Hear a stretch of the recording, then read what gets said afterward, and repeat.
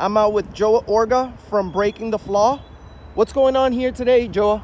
Well, they're trying to raise a 10% tax on top of the 7% tax on guns and ammo. Okay, so we're gonna go inside and we're gonna exercise our right to film in a publicly accessible area. Hopefully we get to interview some people and see how it goes.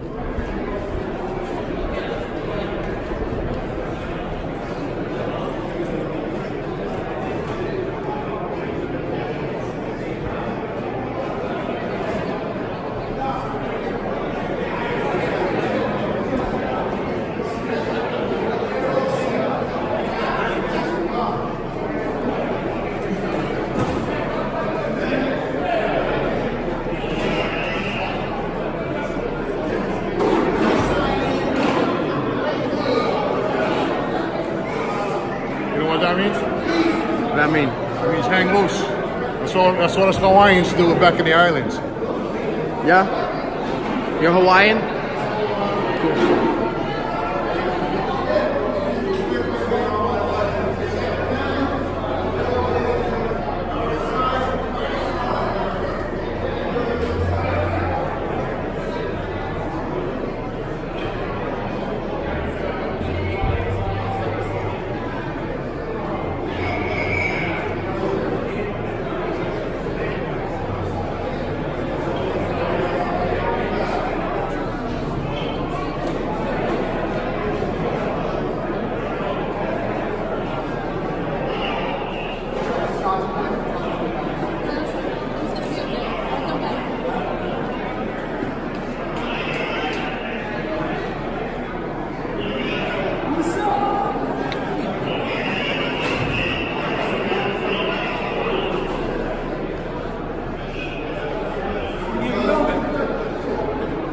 So what? Everything. Look who's here, guys. The YouTube star. What's up, man? Free America, baby! Free America! Of course. Always. I got it for you, okay? You can find him on a video called The Long Walk of Shame. That's Officer 66 from Capitol Police.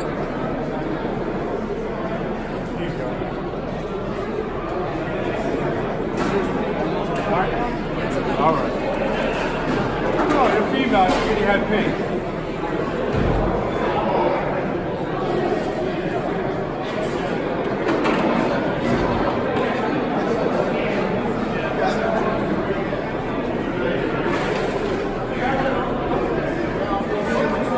Everything if you want.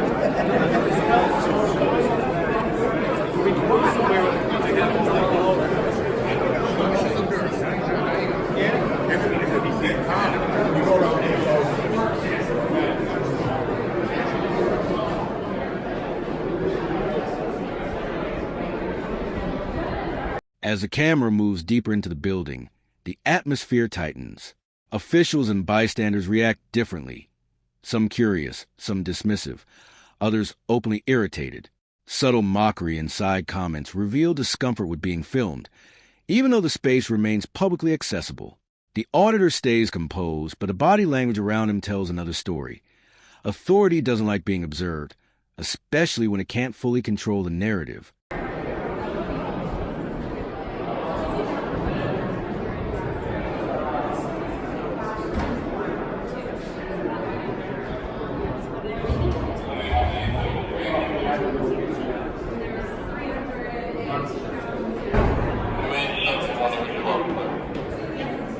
I already met this guy. I met him at the front door. How you guys doing today? Good. All right.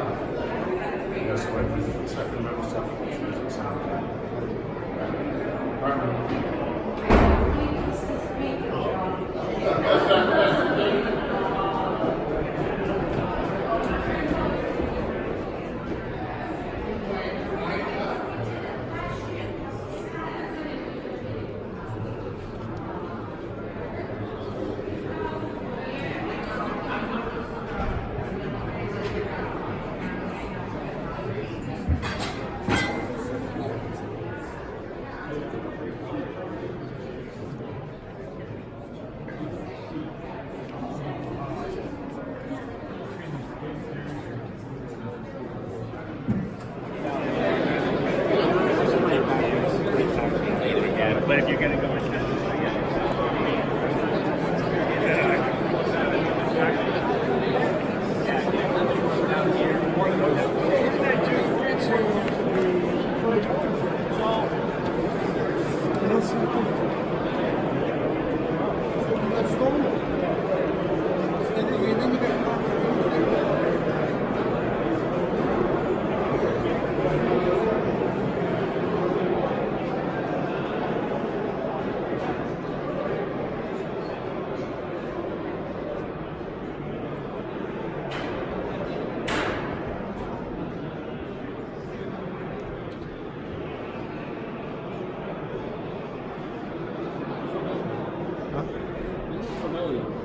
I do.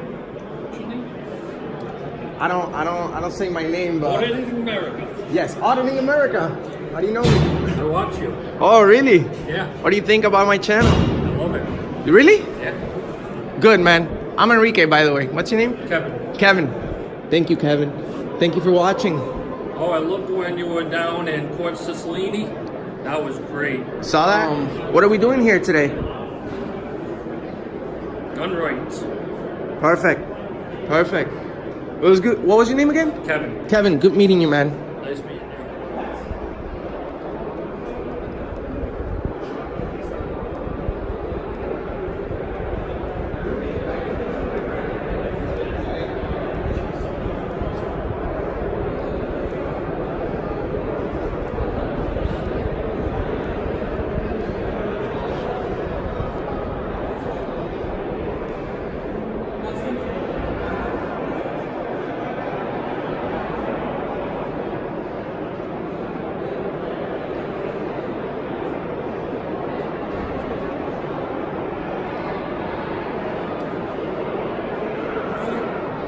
All right.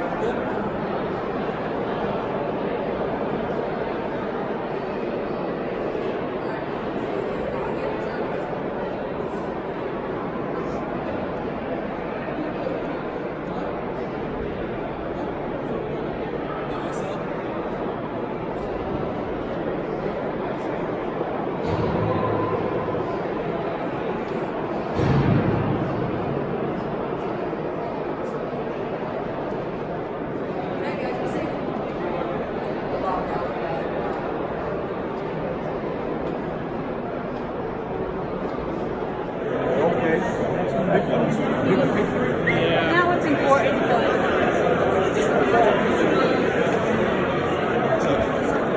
What's up, Joe? What's going on? What's going on here today? We got some subscribers here. We do. Yeah. These guys right here, they were like, oh. Yeah, no problem. I found them for you. This is the guy. How are you? You better be fucking kidding me. Good job, bro. Good job. Thank You're you. working out too, man. I appreciate you, Thank man. you. All the way, bro. It's a Thank you so battle. much. All the way. You're going to court on that, right? I am. Yeah. I am. Dude, you're gonna win, bro. You're gonna win. I really hope Sure. so. I really hope so. Andy, I got it right on here on this. They're trying to intimidate me, but I know you were right across the street from in East Greenwich. Yeah. Right across the street. What was it? The Army National Guard. Army National Guard. That's No, where I no, got that's not East Greenwich. That's Cranston. Cranston. Yep. Yeah. That's where I got But arrested. you held your ground, bro. You did right. all the way. All the way. When he got arrested in the socket, that was bad too. I don't remember. Oh, wait a minute. Didn't you do another one in Providence with that cop? Big cop came out and was trying to intimidate you or something? Probably. I have over One home. was a captain. Stayed around his back. Yes. No. He was following you down the road. And you're like, Yep. "Ah, nah, nah." Yep. He was Captain. captain of the Providence Police Department. Captain Luis St. Lucas from Providence Police. That's his name. He's a menace to society. Absolutely. We don't need his help. We don't. He needs to get his ass fired. Yep. Plain and simple. Yep. He needs to go home, go to sleep. This guy. I couldn't believe that. Positive.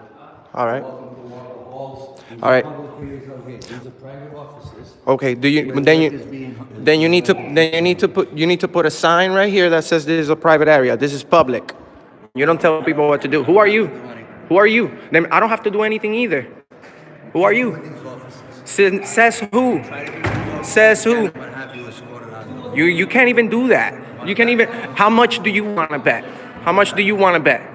not here to Listen, argue. step away from me right now, because there's about 200 people watching you, so let's not make a fool out of yourself. I'm not making this law, but if you go in any other offices, I'm gonna have you escorted out. Why? It's not private. Does it say private? These are offices. This is a public area, and it is a private area. Really? Because I'm gonna look into that. What's your name? You can look at, it doesn't make a difference. Then screw you. Get out of my face. You don't want to tell me who you are? Disrespectful. I say whatever the hell I want. I say whatever the hell I I need want. him out of the building. Out of the building? You can't do that. This is a public place. This is a public place. He's being derogatory. He's being Nope. disrespectful. No, I'm not. No, I'm not. No, I'm not. Listen, we've been through this before. This is a public place. This is public in here. Those are offices. Get lost. Okay? Don't tell me to. Get lost. Get lost. Don't tell me what to do. This is public. And you're not telling me what to do. Then don't- I'm trying to talk to this gentleman. Don't try to intimidate me either. Okay? Don't- Mr. Torres, please. I'm just filming. Don't nobody tell me what to do. It doesn't say private right there.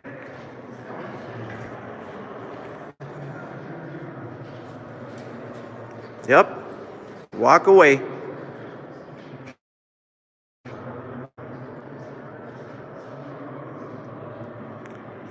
I'm gonna find out who he is. Who the hell does he think he is? Talking to me like that.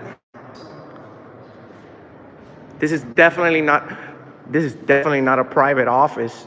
It doesn't say do not enter.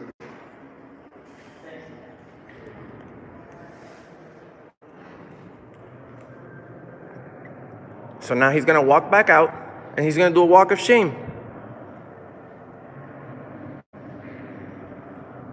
This is where the situation ignites. An official aggressively attempts to assert control, ordering the auditor to leave and insisting the area is private, without evidence. The auditor pushes back, calmly demanding clarity. No signs, no markings, no lawful explanation. As voices rise, the imbalance becomes obvious. One side relies on emotion and intimidation, the other on law and logic. The moment foreshadows what's coming next, a public embarrassment waiting to happen.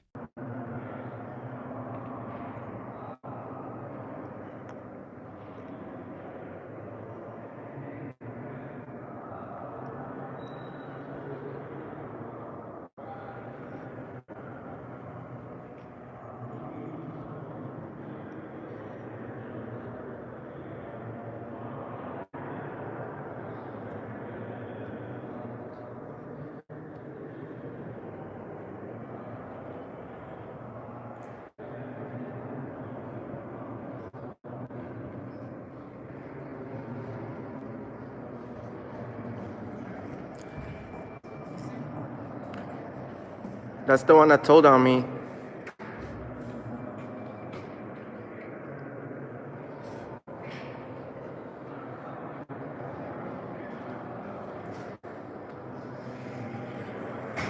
Walk of shame. Go home. Oh, shame. You're leaving. Go home. You're leaving. I'm leaving? You're leaving. I'm leaving? For what reason? For what reason? I haven't done anything and this is a public place. You're leaving. This guy's crazy. This guy's crazy. Yeah, this is not your house, okay? This is the state house. Am I leaving, officer? I guess not. But now, since when is the state in the business of determining what's harmful and what isn't? Well, we certainly have a Department of Public Health that, at least on the topic of cigarettes, has in the past had quite a few things to say. In fact, really all government policy and programs kind of go to the vein of improving society where it can, and tax policy is often used as a function of that, whether it's the cigarette tax, or whether it's tax credits for low-income people. Tax policy in general is generally used to influence societal outcomes. And I realize that. Do you realize that during the tax settlement with the tobacco companies, the state of Rhode Island was afforded billions, okay? And what did they do with it? They squandered it. Okay, I've been pretty liberal in allowing all of us to express, so let's stay focused, please, on Yes. the issues at hand. It's just shameful, and it's a disgrace that you would even attempt to attack the Second Amendment like that. Thank you. Okay, are there any other questions? One more. Gotcha. Okay, so, could someone, in your words, define negative externality for me, please, in your interpretation of it? All the PhD economists, we might as well we could use your degree, man. First time, I guess, for everything. You also art.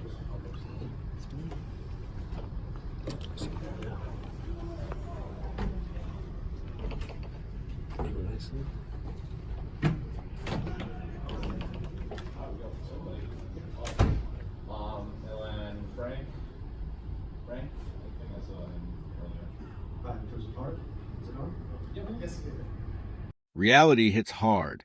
After forceful commands and failed intimidation, the official retreats, exactly as predicted. The auditor doesn't chase, doesn't insult, doesn't escalate. He simply records. The silence that follows is louder than the shouting before it. This is the moment viewers love. Power collapsing under scrutiny, not because of aggression, but because the law doesn't bend ego. I just want to say that we had a revolution in this state. We fought against the tyrants because of a 1% tax. Now we have a 7% tax, and now they want to add another 10% tax. I think we need another revolution. Hopefully it's peaceful, but only tyrants are afraid of the populace to own guns, and that's why they want to tax us. And that's really all I have to say. Thank you. Fuck your taxes. We need a revolution. Asking it, let me just run through and say Dan Patterson. Looks like he's the last one. 11. Are you interested in testifying?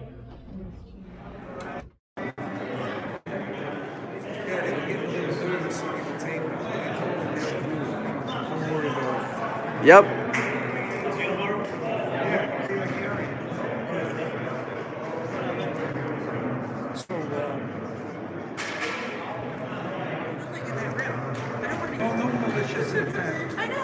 But don't come if you listen.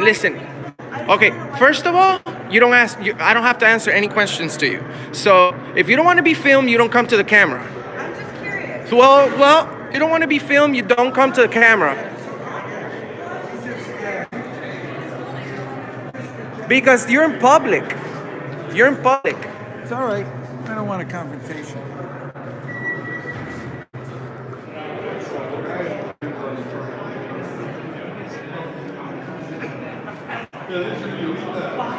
What are you guys doing? What are you doing? Just asking you what you're doing. Well, what does it look like I'm doing? Walking around taping people? Bing, bing, bing, bingo. Are you in support of the NRA? You have a t-shirt of ours? Yeah, Oh, good. I am. Okay. Glad to know that.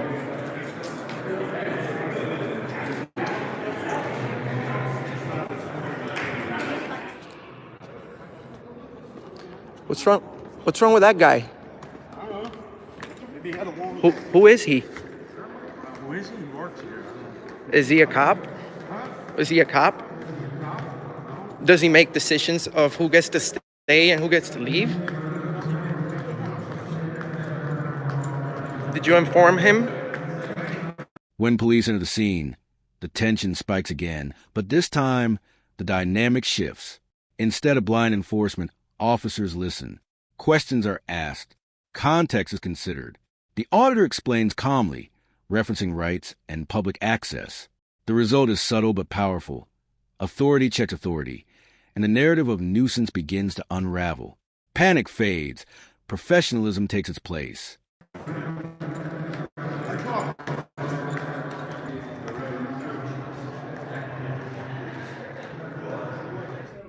plastic and negotiable fish. So we really need to start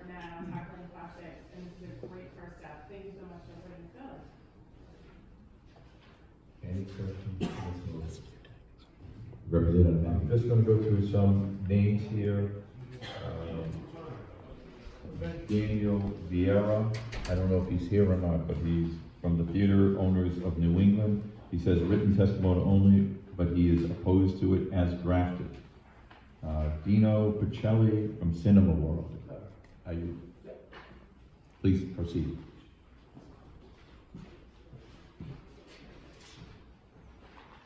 As I said, my name is Dino Pacelli, and I'm from Cinema World Theaters. We also do own a restaurant, and we're opposed to this measure more on the theatrical side. We understand the needs for this on the restaurant side, and we're not looking to say we don't want to do it in our restaurant.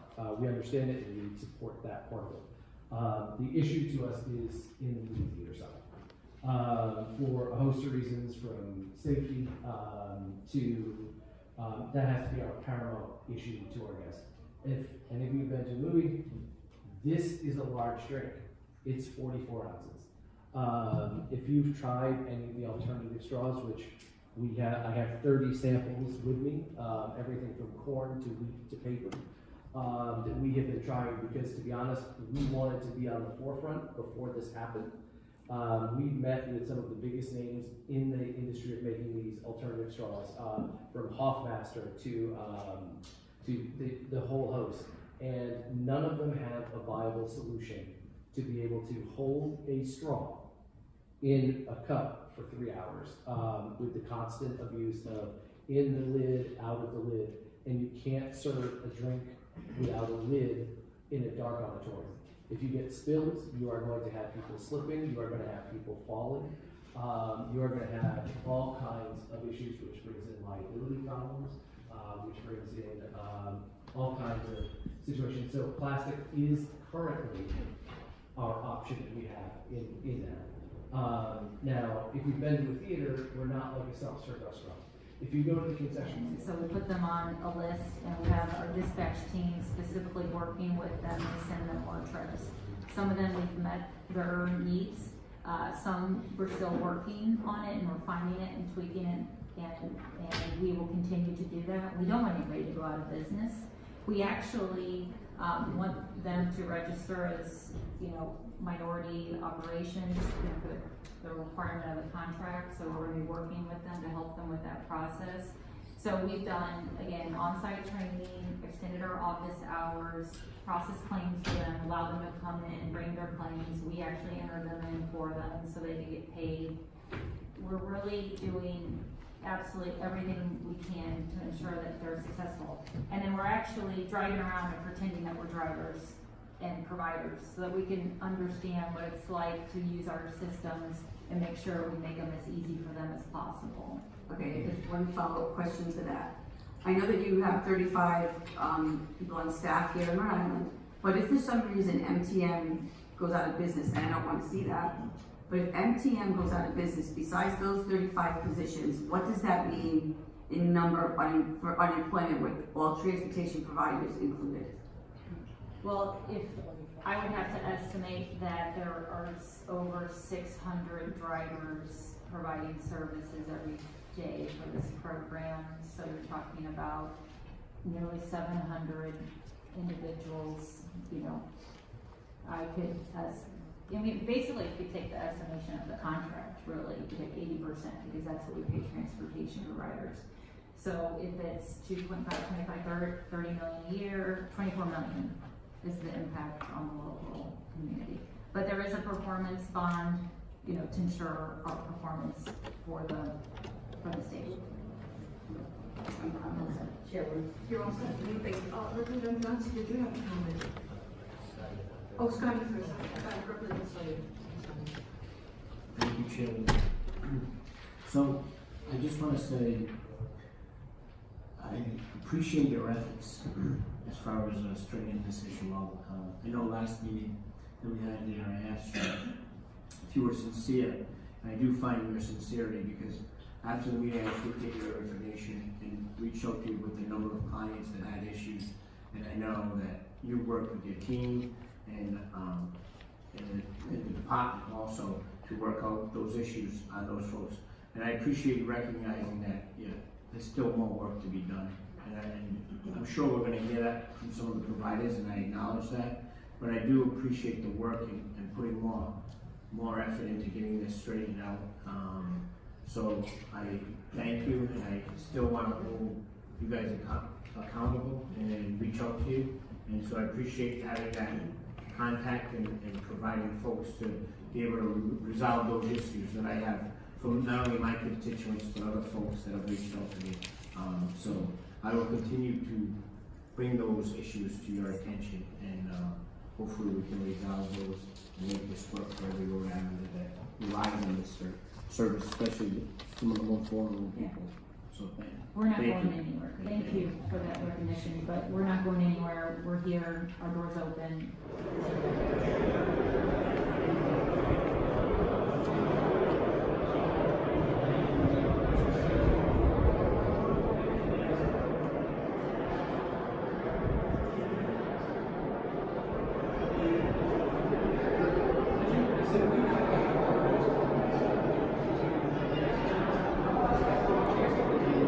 With emotions cooled and facts laid bare, the situation resolves itself.